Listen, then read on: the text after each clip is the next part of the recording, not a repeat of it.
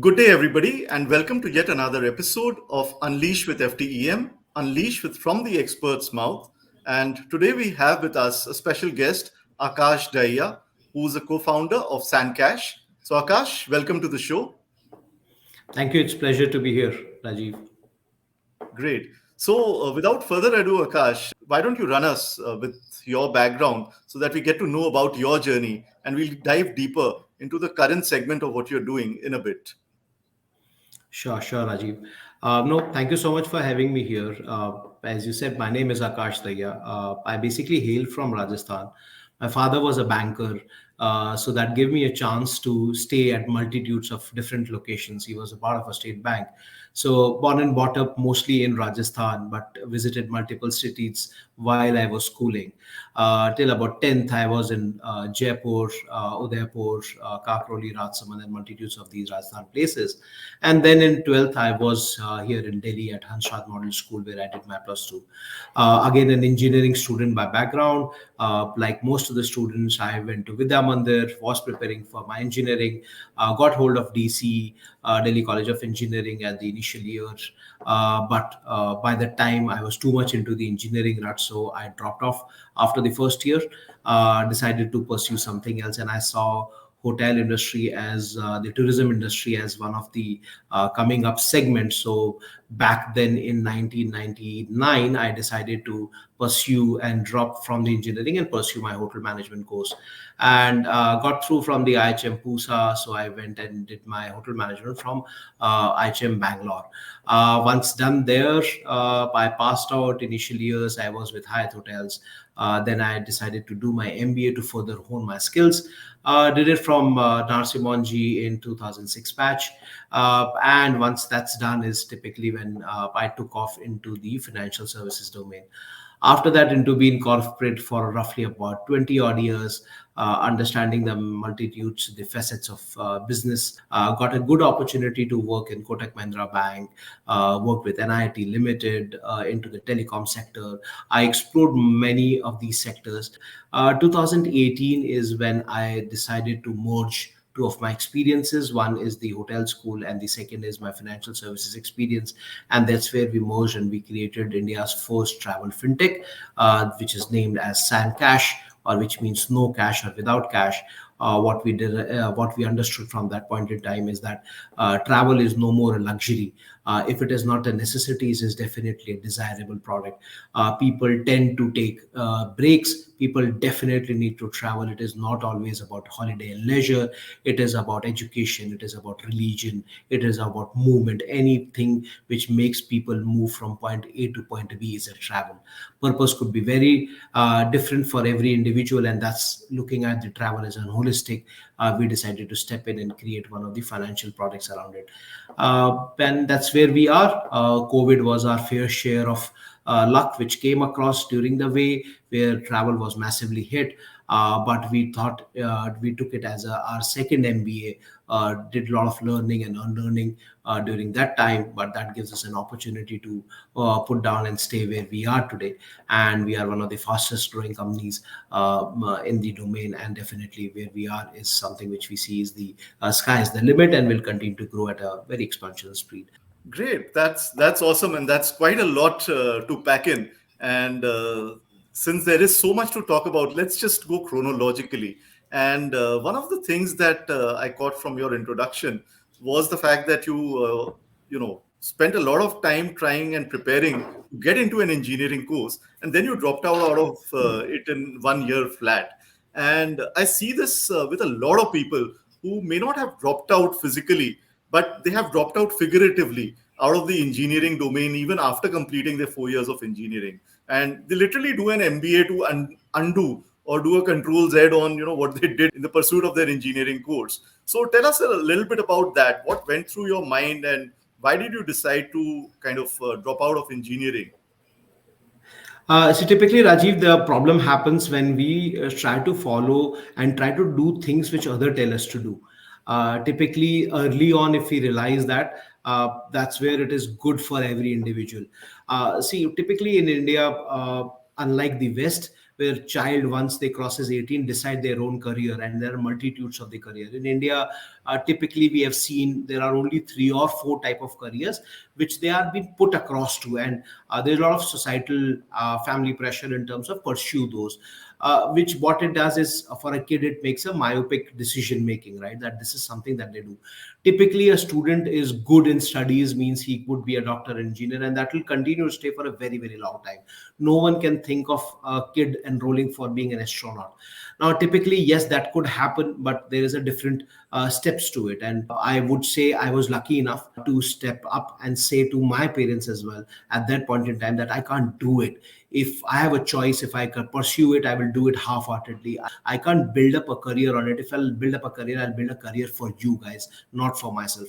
That's the point when I took that decision. That decision was mine. The idea should be very simple: take a decision and ensure that it is right. You can't take right decisions, right? You have to step up, make the decisions, and then move on. Take that as early as possible. There is enough resources that is available. Pursue what your heart really desires. Later stage, it becomes challenging for anyone to move out, but I would still say there is never too late. Take that decision whenever you have that realization that start kicking in. Don't give in to the pressure. You give in to the pressure, you are leading someone else's life. So yeah, that's Right. my 2 cents to it. That's very useful. And I think, even though this happened in the late 90s, despite massive increase in the number of career options that we see today, which have become mainstream as compared to what used to be the case in the 90s, the mindset still seems to be, entrapped in that same pattern, so to speak. But, in terms of bringing up this conversation, what went through your head? Was it a difficult conversation to have with your parents? How did they react? What was your understanding or expectation of how they would react? And maybe there is a lesson in there for parents and the youth of today in terms of how to create that ecosystem or environment to even facilitate these sort of conversations. No, Rajiv, I won't say our parents are wrong. Our parents have led a life. We are living in an ecosystem which is called as India. Here, the state don't take care of our health. Here, the state does not take care of the education. Here, state does not take care of our old age.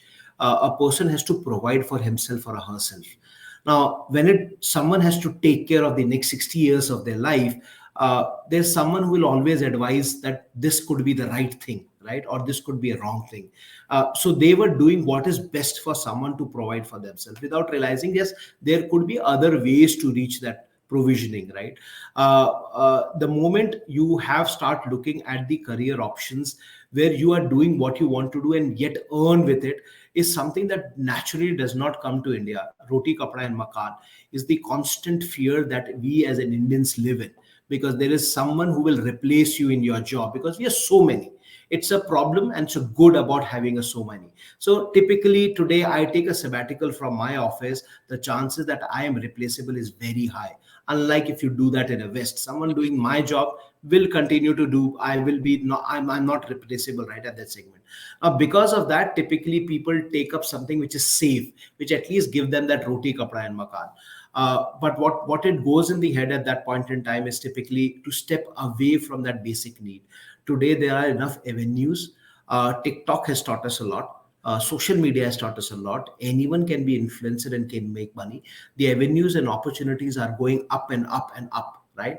Engineering, English for that matter, is just a skill set. Even with the new education policy, government has also realized that. So typically the ways and means to earn the basic necessities of a life is one part. Building a career is second part.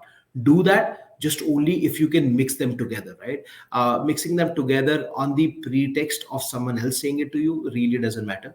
But I would say that go after what your heart desire and take that step as soon as possible. Right, absolutely. And I think that's a very pragmatic way of looking at things. Go after what your heart desires, but also keep in mind that you need to provision for the next, 60 or N number of years of your life, including your education, your health, your old age, your retirement, and, the works. So that is obviously a very practical and pragmatic constraint that comes into play.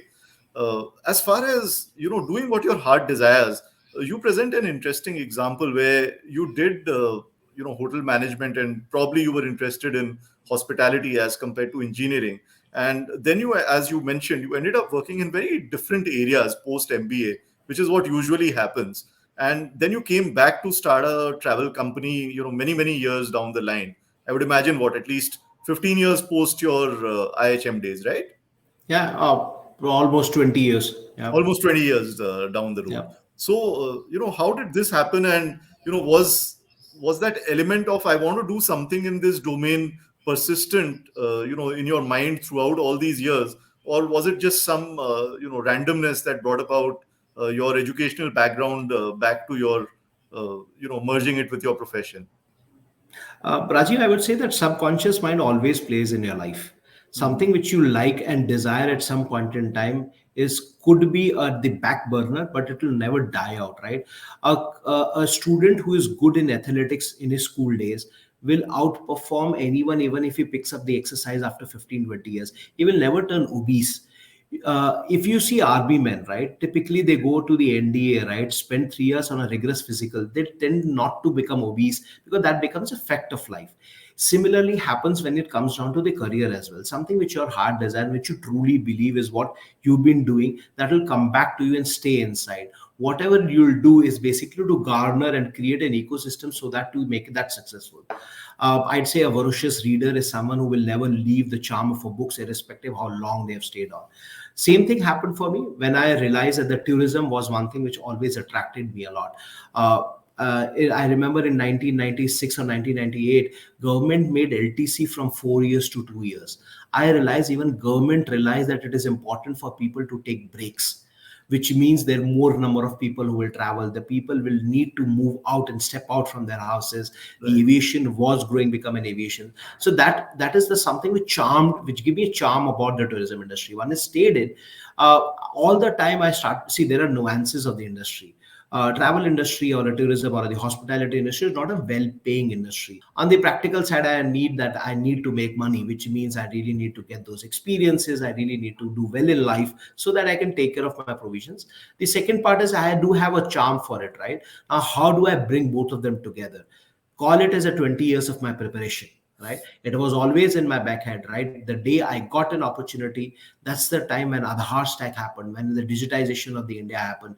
I was able to put two and two together, and that's where the things started appearing. So never, my only piece of advice is never leave your heart desires, never leave your entire goal or vision. Everything that you do is just a ladder to make that end meet. Now, typically, it could take 20 years or 2 years, really doesn't matter. You will stick on to your plan, keep your plan closer to your heart, understand what you're doing, the world will follow through. That's the only way I believe I will be able to get where I am today. Yeah, absolutely. And in fact, your the way your career has panned out for you reminds me of what Steve Jobs said in his famous commencement speech in Stanford when he was talking about connecting the dots. And he said, "You got to create those dots because you can't connect them looking forward. You can only connect them looking back." So Right. probably when you did hotel management, you didn't know what it would lead to. Maybe travel plus fintech coming together was not even a thing. Both these Yeah. terms did not exist at that time, travel tech and fintech. But Yeah. here you are, things kind of connect automatically over the years. And the key is to do what you enjoy and also do what can provision you or give you this kind of earning that you need. And the two kind of will come together at some point in time or the other.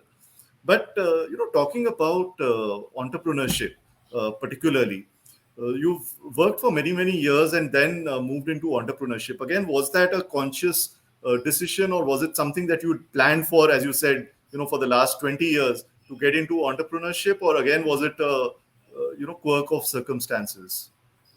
I would say it's both, Rajiv. Doing it something on our own was always one of my on my radars, right? When and how, I have no clue about it, right? Think of it like preparation meeting the opportunity. I was always thinking about that. अगर कुछ करना है, right? Can I photocopy की दुकान खोल सकते हैं? Typically, to that level, to creating a company always came up to mind in terms of which is like a business oriented mind, right? Typically, can it be done?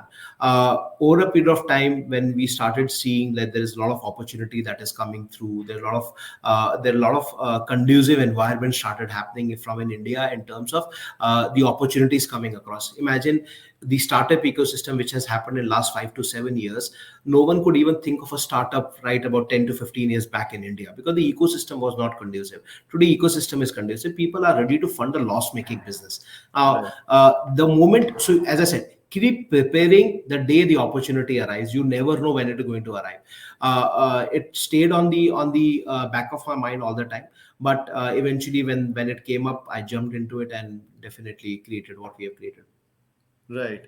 And so this is a company a couple of you have started together. I would imagine there are more people involved in it. So how did you go about, getting together the team, and how did it all come together?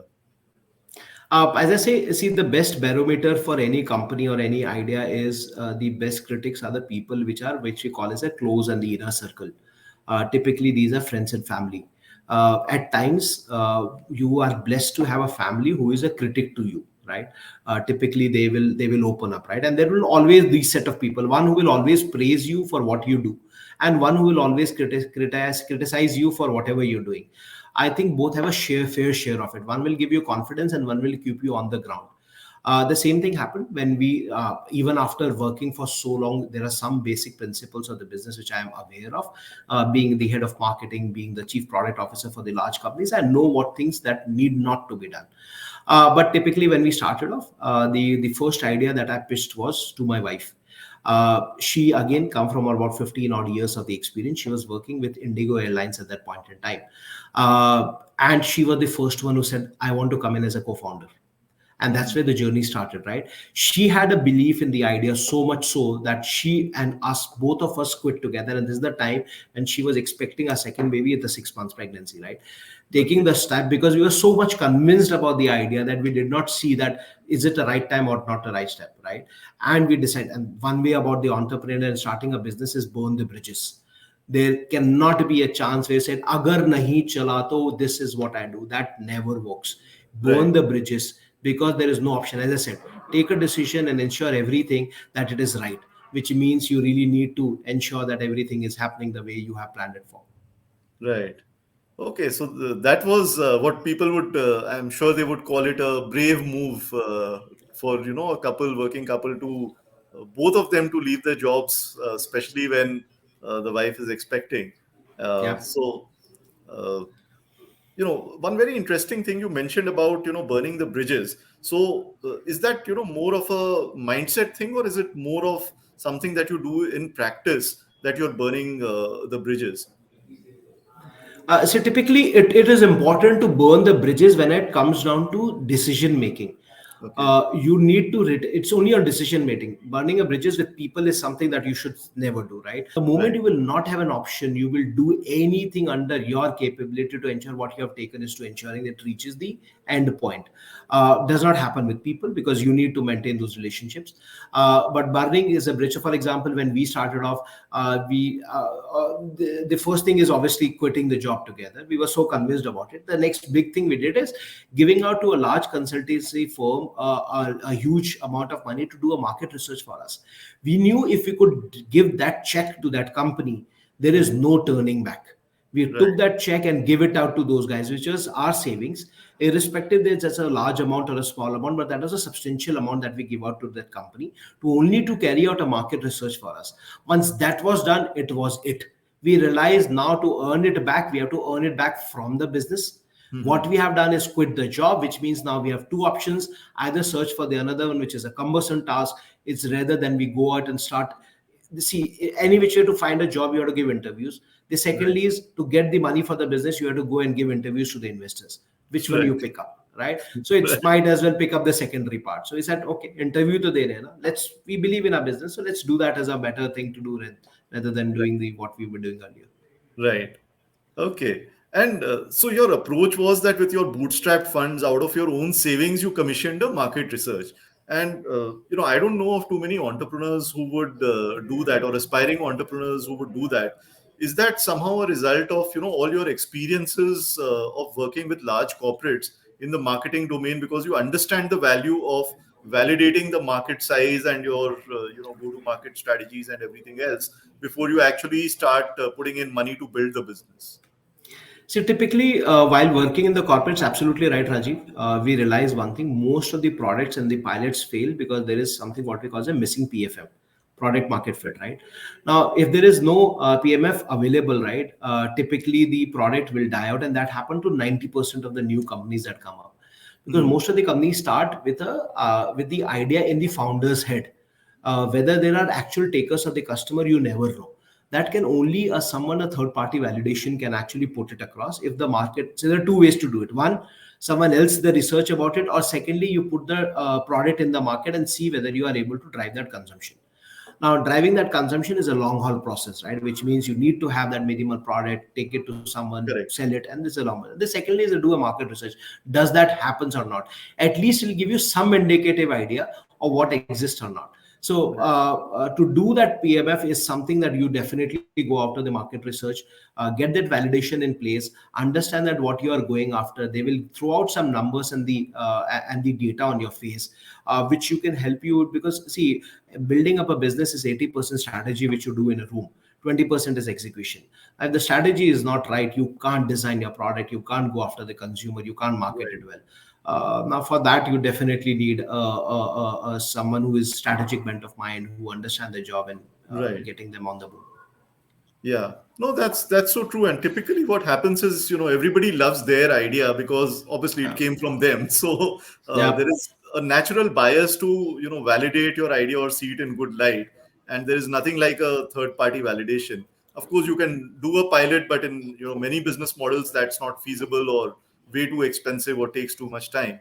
Market research is certainly a good insight, I think, for our audience also, who are kind of aspiring entrepreneurs or early stage entrepreneurs, or want to reflect on why certain pilots did not go well. I think Akash has that answer for you. What are some of the facets of the financial services industry that you felt were very relevant in the travel domain? See, financial industry as such is a very I would say is a very nascent stage in India, even today. Most of the things built around here is on trust, which means irrespective, today people are conscious even from where they are borrowing the money from. See, typically, if you are taking a money from a bank or in any institution, ideally, invest people are agnostic of a brand. They're saying money is coming to me. But in India, they are little conscious where the money is also coming to you, right? Which means there is definitely need to be a trust factor coming to pay. Now, that trust factor is something that put Kotak to use Mahindra name and create a Kotak Mahindra Bank, right? It Right, did not happen just by the virtue of it. It was a very planned thought strategy, because that's how it's work out for. Now, typically, these are the trust and credibility is the baseline for any financial institution. Now, if you want to market any services, you need to build on top of that. Typically, these financial services are nothing but either a liability or an asset side of it, right? Either you take money from the customer or you give money to the customer. In both the pieces, it is important that how you product and create a product which is much more ease and accessible to the customer. Now, if you are established a trust and credibility, right? Now, the trust and credibility can happen two ways. One, either on your brand, or you piggyback on someone else's brand. Now, for a startup like any institution creating a financial service provider, for them to create that trust is a long haul process. You can't right, generate a trust in an overnight process, which means it is always important to piggyback on someone, and that's what we believe. These are the few of the nuances which we understand from the coming from a marketing of financial services. When we created a product for SanKash, this is where it started off. They said that, okay, financial services trust, which means I will piggyback on my travel agents or travel merchants like Thomas Cook, SOTC, and Indigo, rather than SanKash become a product. SanKash will become a product proposition, but never a brand, at least for next 10 years. Today, people consume our products at roughly about 30 million. They don't even know our brand, which is absolutely okay for us. They are buying the product from the travel agent. So those are the some nuances that we learned over a period of time, and we were able to replicate. See, experience, I keep telling to a lot of people, experience do matter, pedigree do matter, because it does not give you the right thing to choose, but at least let you know what you should not do. right, Replicates the mistakes of other people and ensure that you are not taking those wrong decisions. That's about it. right. Right. And I'm sure, one of the big impact in commercial terms or financial terms on your business model also will be that you would not have burnt excessive money on trying to build a brand, which probably would not have given you returns until 10, 20 years down the line. And whereas if you would have pragmatically chosen this model and understood that the brand needs to be subservient to, the bigger brands in the travel space, then you at least have a business going, right? Absolutely, Rajiv, and this is also the one of the reason practical things that has happened is we were able to survive COVID because of that. COVID Right. was there for 2 years, right? Lot of businesses winded up at that point in time. We stayed afloat, right? We stayed Right. relevant in the ecosystem just by virtue that we were able to control our cost by piggy banking on someone else's trust. We see when you are going and building a trust for 1.4 billion people versus 1,000 people, the game changes, right? Right. And that's what we always believed in. Let's go after those sniper approach rather than spray and pray. So sniper Right. approach help us test the market, understand the product, build that relevance in the ecosystem, become a complementing service rather than a competing service. We keep reading about all these products and companies which are still not negative, right? Because of the one element in their entire cost structure, that is cost of customer acquisition. Now that Hmm. cost of customer acquisition can make or break a company. If it is going to break, there should not be a chance taken until unless you already believe there's a substantial good product around it. So yeah. Right. So, how have you managed to kind of keep your CAC or customer acquisition costs low? See, typically B2B is the way to go, right? Right. Typically, as I said, see, B2C is something which is a money guzzler. Digital is definitely a big money guzzler, though people say that the reach is very high. But again, the marketing dollar you need to spend to that is significantly very upwards. Yeah, and I would imagine that in the travel industry also the costs on digital marketing front are on the higher side, right? Absolutely, for that matter, Google does not differentiate between a bank and a travel company. The Right. cost of an SEO or anything is equally same today, right? So Mhm. typically, you will burn the same amount what a credit is in spending, or an ICICI or a Thomas Cook or a Make My Trip is. So typically, you are competing with these biggies who are into the industry from last 25 years, and every industry have them. So typically, you want to compete, you need to have a very deep pocket. Now, in order to do that, obviously, so B2C could be your strategy, but we believe that B2D cannot be a starting point. Now, one is to test the water. So, for example, our idea was today we offer Travel Now Pay Later as one of our anchor products in the market. We went, instead of directly acquiring customer, we went to our travel agents. We said, hey, Thomas Cook, why don't you offer it to your customer? And that's where the effort was on business development there rather than customer acquisition. So the Mhm. business development could take time, but it was one-to-one effort, which means today you walk into Thomas Cook or an SOTC or any travel agent store in India, you will ask them, hey, I don't want to pay it upfront. They will only refer SanKash to an exclusive service provider. So we build that ecosystem. We become a complementing service in the ecosystem. So customer comes automatically and naturally to us. Right. Eventually, we'll do B2C. Yes, we probably could do in B2C, but today, by that time, we will have some coffers. The revenue will be stable. We know there is nothing to lose around it. So, yeah, that's a strategy which we took. Right, right.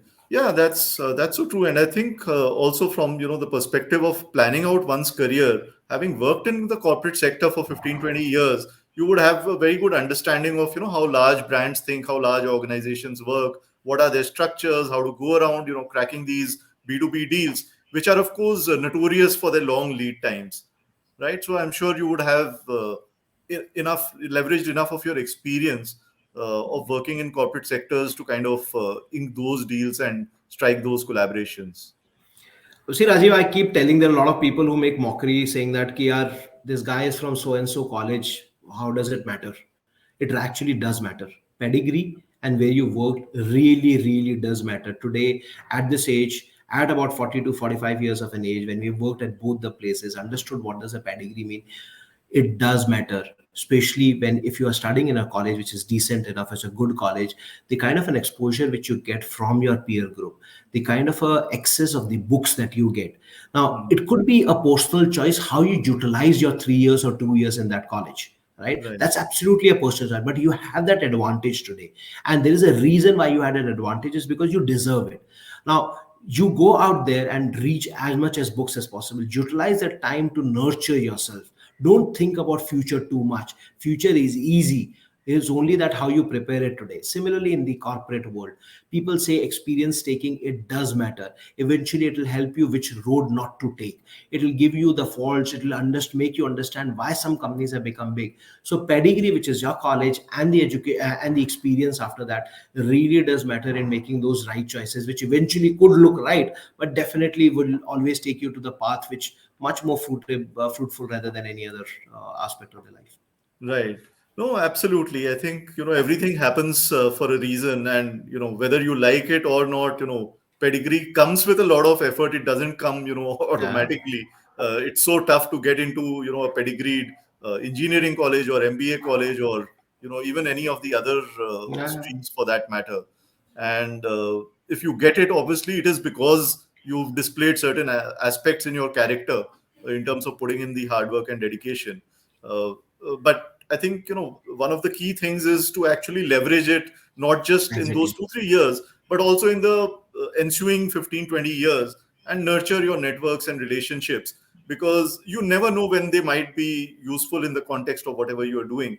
Because as we've seen in the past few years, life can take very different turns Absolutely. compared to what we were expecting. Absolutely, And Rajiv. Bang on. yeah. And speaking of which, of course, you mentioned the pandemic. So, a travel company sailing through the pandemic, or at least managing to survive post the pandemic, is nothing short of a miracle. So, tell us about that, what went through, because travel was one sector which was completely, blocked out because of the pandemic. It literally became zero. See, there's some things which are, as I said, the some of the thumb rules of the business really paid off, which we decided right at the early stage while building up the company. One, 95% of the cost were variable for us. See, we always believed in the outsourcing model, coming from our experience, so to say. Uh, be it the technology, be it the marketing, we had a very small, lean, and mean team. Whatever Mhm. we have given, we believe that if you outsource most of the services, you give it out to an expert to handle that domain. People find it as a cumbersome. People tend to feel that I'm losing control, but I believe this is good from a business standpoint. Mhm. That actually helped us paid off, right? And especially when something like this happened. Imagine this: a COVID was a one-time phenomena. Even when there is a downturn in the businesses, the variable cost allows you to go up and down very fast and quickly. See, we were able to bring our cost down to zero, typically speaking, other than the handful of the people. It's all Right. about, if it comes down to only about managing the cost of 10 people running their houses, yes, you can manage. But if there is a large infrastructure to take care of, which is absolutely a fixed cost, there's a huge obnoxious team, there is an office space that you have spent across and put in a lot of money into creating that, Mhm. all that has started pinching you back when any downturn in the business happened. We started with that as a baseline. Similar example goes for us in terms of building up a B2B segment, which means we are not relying on customer coming to us. We were relying most of these agents. Now, this universe was about 300,000 travel agents who operate in India. Even if half of them went across, we were not able to build down our business to zero. 1.5 lakh are still surviving, right? Which means it gives us some opportunity to stay relevant into the ecosystem. The third important element is how switch on, how quickly you can come and go off. This is also the time when I say burning your bridges, right, is equally important, right? If you are staying committed to any downturn that happens in the business, I would say give it one more try. Give it one more try. Never ever give up because there's something has happened. Things eventually will fall in place. You need to have a faith in what you have done. We always knew at that point when the COVID struck that 1 year is going to be hell for each one of this. The moment it will come back, it will come back with vengeance. Travel, people will move. It is just a matter of time. We have to anyhow survive that 1 year, and that actually paid off. When we will come to the other side of it, today we are Mhm. seeing the 10x growth coming to us. There are a lot of large VCs. There is a big announcements about us that will start coming in the newspapers. That's just because it paid off because we stayed relevant at that point in time. So stick your neck out, do things right, which are fundamentally okay and good to do from an early stage business, and just believe in what you're doing. Right. Yeah. So, lots of elements, I think, which people can kind of pick up and learn from your experience. One of the things I liked about, what you said is looking at your cost structures, figuring out how much is fixed, how much is variable. Do not confuse between outsourcing and loss of control, because, there is no dichotomy. You can still have control even when you outsource, because you have control over the outcomes rather than on the inputs. And from a business standpoint, of course, control over the outcome is certainly much more important than controlling the inputs and the people and everything else that goes into the process. From what I see, at least the current generation has a very different attitude towards travel. And what is that attitude? What is it that your market research kind of showed to you? And how is it that you see the space emerging in the coming times? So travel has undergone a significant change, especially after COVID and also previous to COVID. So the share of wallet, one thing is today that's increasing for wallet, right? Typically, the share of wallet about 10 years back was roughly about 1% of the total net outgo that people used to have. Only people with good money are the ones who have some spare income used to take travel and splurge on travel. But today we see about 20% of your wallet size goes into travel. It could be domestic, it could be international. Now, typically, where do they want to go, right? And what can buy on that ecosystem. The secondly important element that most of And the this people is are this is for a typical what middle class sort of household. doesn't matter. Even if you are ultra rich, you will spend 20% if you are earning 1 crore a month or versus 1 lakh rupees or a 10,000. Right. 20% is what we are seeing across the domain. Okay, that's That's very the interesting. amount that the amount of people are doing it. Some Hmm. could spend more, but that's absolutely they are the rushes or the ones who definitely want to travel more. There could be who are lesser, but 20% is the average that we are seeing across all domains. Okay. We are also seeing that people after retirement have also taken their spends up. People who are now the number of old age people 55 plus. We sponsored a all women's trip to Antarctica, which were all of them 55 and plus. We can't think of our mothers doing that, right, way back then. Today these people and ladies want to do that and explore that. And that's put me to the second point, that people have moved from asset based traveling to experience based traveling. They Hmm. don't want to go and sit into a room and do nothing. Yes, that could be one of these holidays, but typically you want to go and have the experiences. People are started getting into that life in terms of can I see new places, can I eat food, can I understand the culture, which is more experience based that has happened.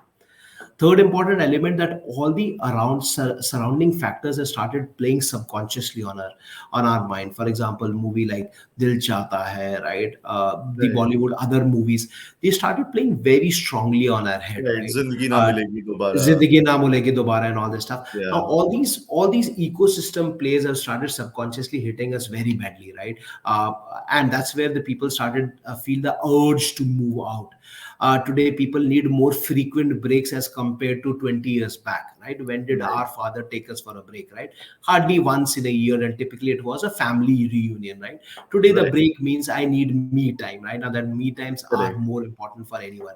Now, me time cannot happen on the same city. You need to change the air, you need to change the water, which means you need to step out. The important element about the travel, you can't replace beach and beer on a virtual world. You definitely Correct. had to held them together. So even if you put an IVR or you put up any VR on your face, this is something that you need to step out to, which means a digital world can only allow you in your buying process, but from an experience tab, you have to step out. And also now the options, right? People were scared earlier to travel into an airline. They don't know how to buckle the seatbelt. Today, every person would have taken a travel at least once in their lifetime, understand what the air hostess is all about, understand what a buckle is all about, and they're much more comfortable in going in and out of the airport.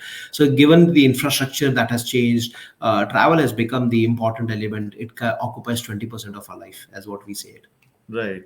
Yeah, and that's a very significant jump from the 1% that you're mentioning up to 20%. That's like a 20x increase in the Yeah. market size. And with income levels rising, I think this is only going to increase.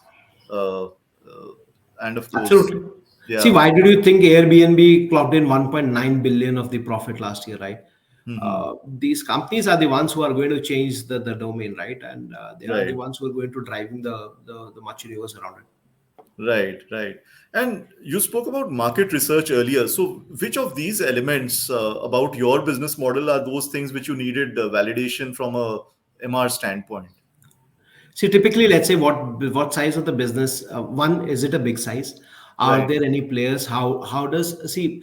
Typically, a region ape the other region, which means India typically ape the West. how the West has eventually taken off from a travel perspective, right? In India, it could happen 10 years or 100 years down the line, but it will happen eventually. That's how the population and all the civilizations have undergone through. So one important element is whether something like this has happened, right? Validating the idea. The secondly, how big the market is and how the market is split today. The one nuance is, let's say we were not sure, is how big is the offline versus online in today. We realize that 70% of market in India is offline, and will continue to stay that way for very, very long time, because we Right. Indians are, most of us are first time travelers. Today, let's say a people traveling from Gujarat to China need to have a certain food preferences which Mhm. can't be bought online, right? They typically need no onion, no garlic food in China, which means only a physical being can actually make that happen, which means Right. they will always go to a travel agent, which is an offline, which is known to them. So typically that's the validation that needs to happen. The secondly, the way the e-commerce and the consumptions are going to happen. Are people going to travel more and more? Will LTA be moved out from a tax rebate perspective in the coming years from the government? How government is perceiving that? Mhm. Imagine Indian government bought a company which is Vacation Exotica, which is Balmal Lorry's company now. Balmal Lorry is 100% government of India enterprise. They bought a vacation company. Now imagine if government entering a vacation segment, that Right. segment is something which they also foreseeing a future in. Now, Right. all these are the factors that came up as part of our MR. Give us some wisdom in terms of which target to go after, how to go after, set up our GTM, our go-to-market strategy accordingly, and eventually plan our business from, let's say, 5 years down the line. Right. Yeah. So that's very interesting. As we are seeing, I think in more and more of the segments, whether it's retail, grocery, e-commerce, and of course travel, as you mentioning, even though there's so much of hype around the online component of these businesses, and this hype is largely driven by what we see in the media around us. That's what's being spoken about. But the real business is really happening in the offline mode, and people who can kind of create those unique and innovative offerings which supplement those offline channels, I think are destined to do very well. And you mentioned about some 10x growth, and I'm sure there's much more excitement in the horizon ahead for you. So that's a testament to creating these sort of business models which are more practical and research based, as they are able to pinpoint what exactly is the need of the customer, right? Absolutely, Rajiv. See, typically, everyone said that Parchunwala and Kirana stores will die once the Hmm. online players will come in. They Correct. still exist. They are still there. People Yeah, still buy their they'll ration. continue to be there. DMart is much more valued than any of these online players put together, right? Right. So this is a testament that people today buying a ration is no more just buying a commodity. It's a family experience. All four people in the family go as a one-day activity, do all this. It's an experience that they want to seek. Go there, ये भी ले लूं, वो भी ले लूं, Bonvita भी ले लूं, small packet, बड़ा packet. It's the experiences that matters, and that always Right. keep that offline close to our heart. You can't replace Sharma ji of a shop. Sharma ji, ये कर देना. Typically that's not replaceable in case of an online. So that's those are the early indicators that you keep getting. Online could be just one other channel, but we believe offline is there to stay. Right. No, absolutely. I think that's what people need to remember, irrespective of the business model. I think fundamentally technology is an enabler, whereas Absolutely. experience is a uniquely human phenomena. If Yeah. uh, if experience could be enabled or assisted by technology, we have had these movie theaters from 2D to 3D, 4D, 5D, 7D. They would have replicated it, and they should have been roaring successes. But we don't see any of those 5D and 7D theaters anymore. Yeah. Absolutely. So yeah, I think that's an interesting insight into the human psyche. If we look at our own decision making, I think we'll have all the answers. uh, Absolutely. but yes, of course, we I'm sure you would recommend doing something more substantive than just asking yourself before stepping into a business. So on that note, Akash, what's some of the advice that you think is most needed for today's generation of young entrepreneurs or first time entrepreneurs? You've alluded to a lot of these things, but if you look at the environment and ecosystem around you, particularly in the startup ecosystem, what are the top, two or three things you think need to be changed? See, again, I would say more skill-based learning needs to come in, right? Mhm. Typically, we in India are still very road-driven, right? Everything needs to be mugged up, which irrespective we use or not, right? That skill today when we are hire people. So, for example, last year we hired about 100 odd people. We are again hiring about 500 people in the coming 2 years. The finding the right people is a very, and these are not very high skilled jobs that we are looking, but even the basic Right. skill is missing between the kids, which means think about upskilling yourself. Upskilling as a process should never end. Understand what's relevant, understand what does an ecosystem or a businesses or the corporates need. Keep on tab of it. Don't go by a herd mentality saying that if everyone is going after the digital marketing, do go after the digital marketing. There are enough people who will do that. Right. There are less number of strategic people bent of mind rather than more number of coders. Yes, you can do it if you like it, and absolutely, I'm not saying no it, but understand your potential. Where you want to do is carve out a special skills for yourself. What you really want to do it. Don't go just by because there are a lot of people are going out there. So skill based is something that we really definitely tell the people. Secondly is to look inwards rather than looking outwards. Everyone have their own strength and weaknesses. It's futile to work on the weaknesses. That what we always believe in. Right. Use your strength to jump upwards, right? Weaknesses which just follow through. So understand your areas of comfort. Understand what is that your calling is. Go after your calling so that you can start making a difference to your life and wherever you're working for. Doing it just for the heck of doing it will eventually burn both the things out. Don't let anyone as an individual or a boss or a supervisor determine what you are going to be. Those are just an everyday things that come up. It is more important to enjoy the life, have as much learning as possible, and while you are in college, I would always recommend to read a lot. Read a lot. It will not help you decide, but it will definitely help you telling you what not to be done. So yeah, these are three or four things I believe is something that we did not do, and probably the younger generation should do it. Right. Yeah, absolutely. And, I would probably take it even a step further and say it's not just for the young generation, but even people who are in their, 30s and 40s, or, these days, even 50s or 60s, doesn't matter, Yeah, yeah, because we live much longer than our earlier generations. And people have that tendency to work and to enjoy a multitude of experiences. So it gives us all the more opportunity to enjoy all of these elements that you mentioned, doing something that you love, study, read, enjoy experiences, and look inwards, figure out what you want to do, and enjoy all aspects of life, including travel.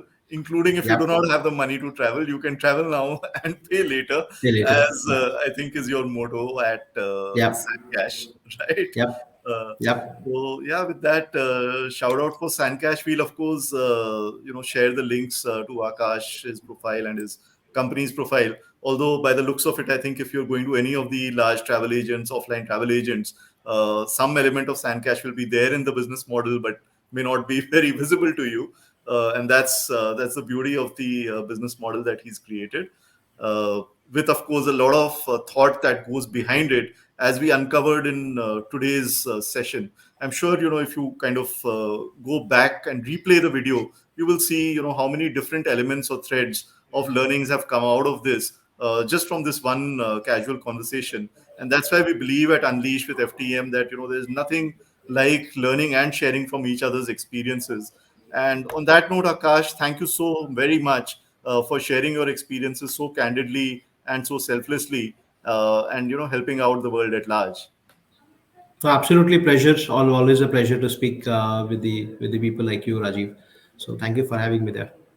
Yeah, you're welcome, Akash. And for everybody, the links that I mentioned about, as well as the links to a post where we'll call out the learnings from this conversation on our website from theexpertsmouth.com, will be there in the description, will be there in the comments below. So you can click through and read more. And we also have many more such conversations as part of our Unleash with FTEM series.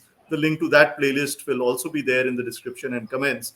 So enjoy to the channel, enjoy the learnings from people like Akash and many other people who have done things which you will typically not hear about or read about in mainstream media, but which are really the crux and essence of how we live our lives professionally and personally, and grow from strength to strength. So, on that note, once again, thank you, Akash, and thanks everybody, and see you in the next episode.